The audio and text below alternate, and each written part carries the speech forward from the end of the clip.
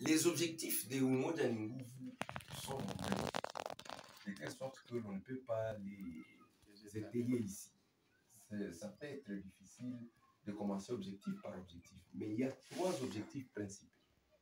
Le premier, c'est la valorisation du capital humain. Donner de la valeur au capital humain. Et là, les enseignants ne sont pas épargnés. Parce que le capital humain, c'est tout être humain qui fournit de l'énergie pour produire un service quelconque. Ça, un capital humain.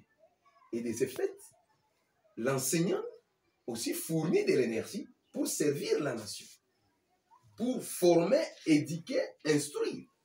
C'est ça le rôle de l'enseignant. Mais quelle est la valeur accordée à cet enseignant qui aujourd'hui est dans la grève, qui aujourd'hui ne sait pas si son salaire peut prendre en charge les 2 bouts de mois? Quelle est cette valeur-là que l'on peut donner aujourd'hui à l'enseignant qui vivote et que ces gens-là qui sont passés sous la formation, sous l'éducation de cet enseignant, se veulent être des riches. Ils ont des palissades, des voitures, des jeeps qui leur sont donnés gratuitement. Tandis que l'enseignant vit difficilement. Ils ont des salaires allant dans les 15 000 à 20 000 dollars.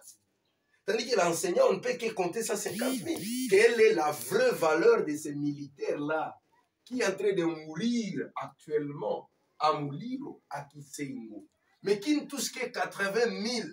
Pourtant, il y a des généraux qui vous restent dans des bureaux climatisés. Avec quel salaire? Il y a des ministres qui sont, je ne sais pas comment. Et c'est à ce niveau-là que Umoja Nguvu s'interroge sur la valeur du capital humain.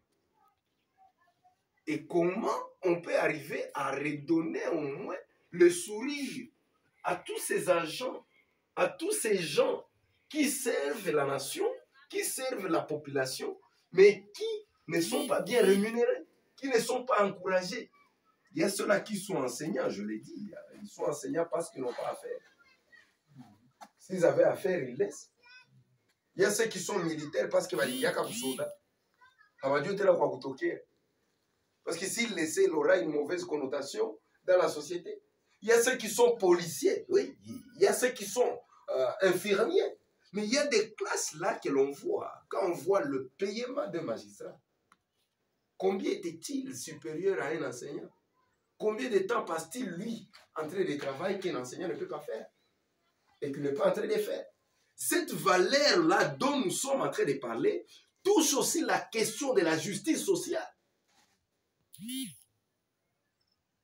L'inégalité dont nous sommes victimes provient d'où?